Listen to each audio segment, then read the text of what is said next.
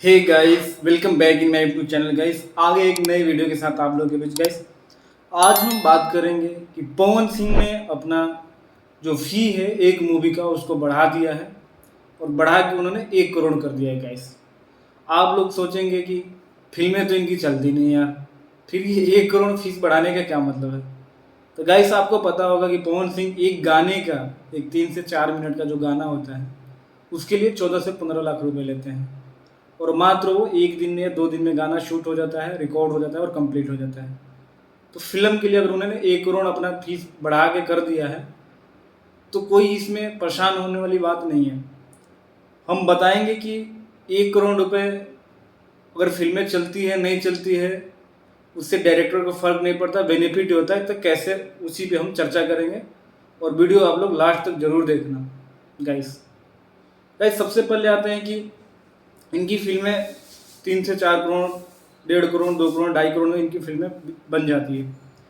पहला तो ये थिएटर से जितना भी कमाए, 50-100 सिनेमा में लगे, अगर थिएटर से ये 1 करोड़ रुपए भी कमा लेते हैं तो फिल्म की जो भी इनकम है, जो जितना लगा था वो तो कंप्लीट हो गया। बाकी ये 2.5 से 3 करोड़ में जो है राइट्स बेच देते हैं अपना, उसमें आपको टीवी चैनल हो जाते हैं और यूट्यूब चैनल हो जाते हैं।